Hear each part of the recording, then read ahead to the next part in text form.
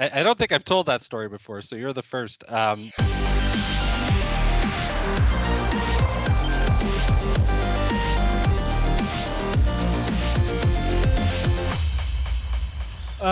I'm catching up with Navid Khavari, who's the narrative director on Far Cry 6. Welcome, Navid. It's nice to meet you. Thanks for having me. It's very exciting stuff that Far Cry 6 is nearly due for release. And, this is something we look forward to every time a new one comes out. You've got some massive credits under your belt. You've worked on Far Cry 5, The Division, Far Cry Primal, which I think is probably one of my favorite of the Far Cry games. Oh, great.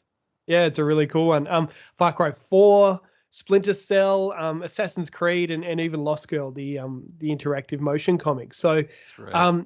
a lot of credits under your belt there.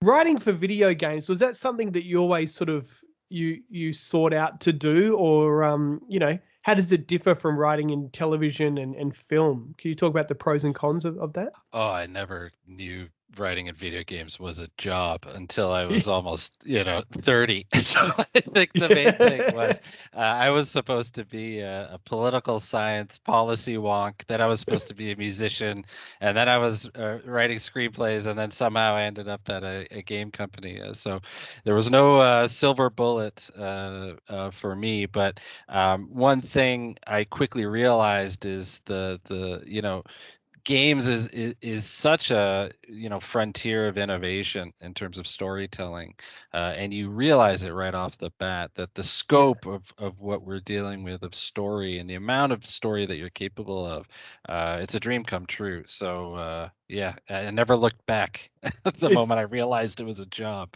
It's pretty amazing. I mean, there'll be plenty of young people listening to this radio broadcast and the Right. podcast and everything, who'd love a career in video games. And it's one of those things where you finish the game and the credits start rolling, and you go, "Wow, there are so many people who work on Yep. this game." A Yeah. game like Far Cry 6, how many people work on that? Oh, I don't have a number for you, but Yeah, it was studios from around the world. We're talking hundreds of people, and it's we had folks working both as Toronto as lead studio, and then we worked in close collaboration with Ubisoft Montreal, who had yeah, led development of the previous Far Cry's, but everywhere from Ubisoft Berlin to Kiev, which handled things like accessibility. It's kind of this global opus that you're sort of managing all together, of just master craftsmen. Like these people, I can't praise them enough. I wish I could just have all these people on these shows so they could talk a little bit instead of me. But yeah, it's really a global effort. and that's interesting too, because you've got so many people in different offices. Over the Mm, last year or so, with the impact of COVID-19, has seen right. a lot of normal workplaces adapt to the new norm of working from home, etc. So, what was it like working remotely during making Far Cry 6, or was it just business as normal because you guys are always so sort of remote? Well, I think just like everyone, COVID really came out of nowhere for Mm, us, and to the point that it was our last day of shooting with Giancarlo Esposito as yeah. Anton, and the word was coming in that that COVID was shutting everything down. So we weren't even sure he was going to be able to leave Toronto. Like Oh that's how no. that's how Yeah. down to the wire it was. And right up to the last day of shooting, we shot on the Friday, and I think the studio shut down on the Tuesday. So Wow. yeah, yeah. Yeah. I don't think I've told that story before, so you're the first. But it was unbelievable, and I think credit to the studio and the folks in charge who recognized very quickly that this was unprecedented, and so we did have an extension so that we could try and ship this thing healthily. But most of the credit goes to the team because shipping a game is already difficult enough, but shipping it amidst a global pandemic was just a Herculean effort. And everything from our IT folks, just imagine that, right? Trying to get all Yeah. of that stuff online for remote work, to our individual team members who managed to still put in the love and the craft and the time that was needed, and really also look out for each other, Mm. and check in on each other to make sure that we were sort of shipping healthily Yeah. as best as we could. So, we managed to do it, and it's really I still can't believe it. Yeah. It's still amazing to me, and it's full credit to the team. Yeah. I guess it is like a business. Hey, so like even like with something like that comes in, you've got a certain budget set to make this video game, and then you're going to have to flip everything, and then start setting up home offices for people. And there's a cost associated with all of that. So Mm, you've done very well to get the game out, and as you said, a healthily as well, which is incredible. Let's get on to talking about the narrative in the game. mhm, Of course, Far Cry's always had amazingly complex villains. So to have the master himself of TV and movie villains, Giancarlo Esposito, come in for Far Cry 6, I mean, how did, and previous Far Cry games, you've had stars in there as well, but I don't think you've like had someone who's just so well known as the ultimate villain. For his work on Breaking right. Bad and stuff like that. So, um, so did you have the character in mind already, or was it Giancarlo came on board and you're like, oh, we need to shift this. We need to make this more Right. Giancarlo. Well, we had the character in mind already. I think we spent a lot of time crafting Anton before the casting process, and we always. It was really once we hit sort of the father-son dynamic, and started fleshing out the character more, and also realizing we wanted Anton to be Afro-Yaren as well, Yeah. that Giancarlo's name was always there, but then slowly we started to realize he's the guy. And then you sort of know when you start writing scripts and you start hearing the person's voice in your head, Yeah. you're like, okay, can we just make this happen now? Because Yeah. this I think this is going to work. So we did have a casting process, and then finally when we found out that Giancarlo who might be interested, we flew down to New York to meet him. It was a 4-hour session talking about everything under the sun. But the moment he walked in, honestly, the guy is the snappiest dresser you've ever seen, and Yeah. he Right. has a presence that's unbelievable. We sort of could just tell that this was going to be it, and he really knew how to bring an empathy and a power to Anton, especially in terms of the father-son dynamic, that he really crafted something special. That's great. I guess you hear it a lot that the greatest villains in stories don't know that they're the villain. They think they're the hero of the Mhm. story. Is that the case with Anton?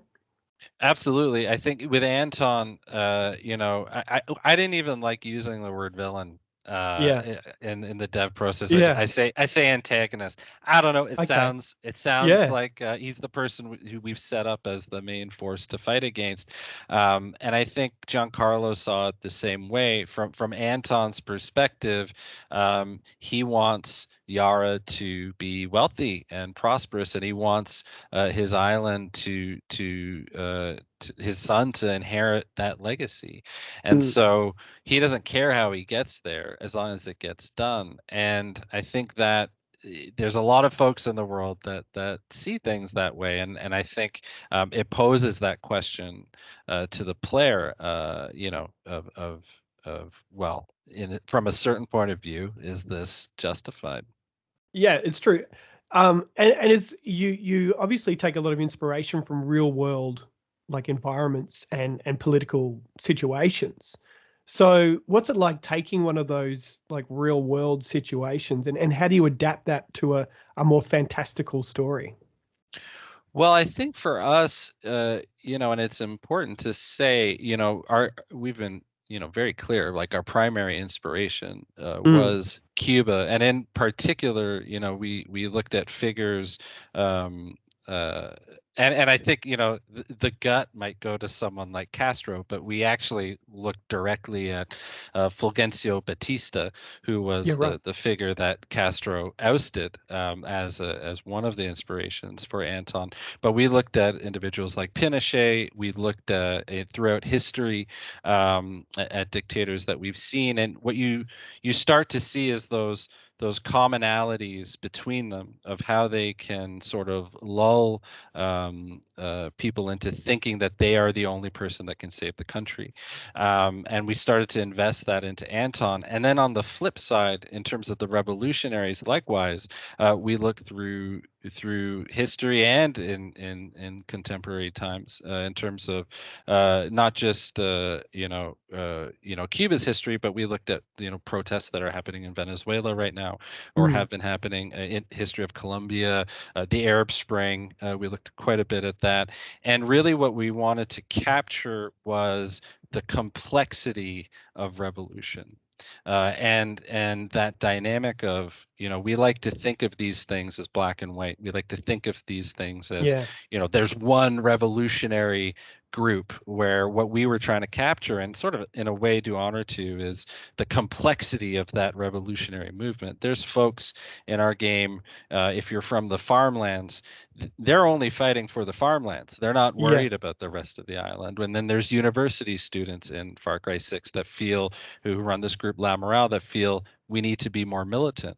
And the previous generations are the ones that put us here in the first place. So we wanted to capture that complexity, and I think it just grounds the narrative more, and hopefully our players take something away from that. and it's such a massive game. Like the way you're talking about all the different factions throughout it, Hmm. and the map itself is so massive now that you've gone out to include urban areas as well. I suppose you can't really have this revolutionary tale without urban areas, because in a Yeah. lot of these countries, that's where a lot of the damage is done. So was that a big deal to make it like the biggest and best that you could?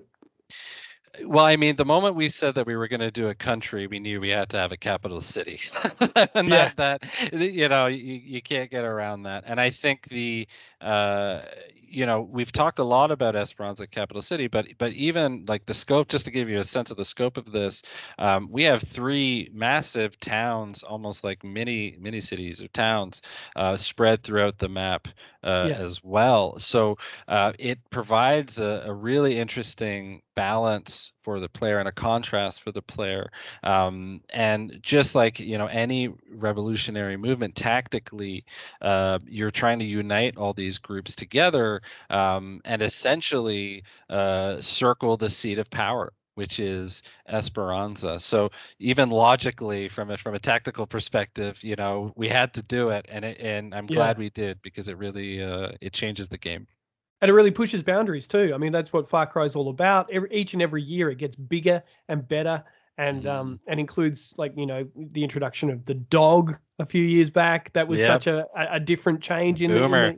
yeah, that was so great. But it added a different dynamic to the story as well. Mhm. This time around, you've got the character of Danny, who can be played as either male or female. So Mhm. how does that change the narrative for you? Well, we really tried to see Danny as sort of one canonical Danny. Mm, Whether they're male or female is just more up to the player how they'd want to see themselves represented. And I think what we really wanted to do with Danny is uh, tell a story about someone who is local to the island, someone who's yeah, from Yara, and really comes from the opposite end of the spectrum of what Anton is. If yeah, you watch that trailer on the boat that's been out for a bit of time now, yeah, yeah, Anton doesn't even notice Danny on there. yeah. And so really we wanted to tell the story of how just an average person who could you wouldn't notice on the street can find themselves the tip of the spear of a revolutionary movement. I And there guess it's like are that. examples of that in the past, right? Oh, sorry. I guess it's like that scene in Marvel's Endgame, where Thanos Right. says to the Scarlet Witch, "I Hmm. don't even know who you are." Right. You know, Right. they're getting ready, and it's like, Exactly. I this forgot about massive that line. power. Yeah. Yeah. No, it's a great scene. It's a great line. But yeah, that's exactly it. I think and that is in a sense something that Danny will exploit. And without going Mm. into spoiler territory, I think that's a good way of looking at it. Fantastic. So I've got one more question for you, and Sure thing. this is your chance for you to use your imagination a little bit. Let's say HBO or Netflix are backing up the money truck, and they've said we were. That's a great start to a question. I like where this is going. Okay. and and they're saying we want to make a Far Cry TV show. Mm. Which game from the whole series of Far Cry do you choose, and why? Far Cry 6. I mean, I think legally I'm obligated to tell you Far Cry 6. There's like probably some contract in a Ubisoft office. But I'll tell you, not to make a fun question like that serious. We actually designed the story and structured it around as if we were doing a television Yeah. series. And even when I came on as narrative director, we built writers' rooms just as if we were building Mm. a television show. And if you play the game, we actually try to treat each aspect of the map that you're looking at as ultimately a season of a TV show. And if you start to look at, and I don't want to get too under the hood here, but Yeah, yeah, if you yeah. look at how it's constructed, Far Cry 6 is really 4 seasons of TV crammed into one game. So yeah, I mean, it's ready. If anyone's listening, let's go. We got the scripts. Back that money truck up. Well, we can't wait to get in and actually play Far Cry 6. We're gonna games like this we spend hours and hours playing, so it is kind of like binging a I show. love it. But Yeah. it's one that you can go back to over and over and replay in different ways and Mhm. learn something new. So we're really looking forward to seeing all your hard work come to fruition I with this appreciate brand new that. game. I appreciate that. Thank you. Thank you so much. Thank you. Thanks for your time too. Thanks for having me.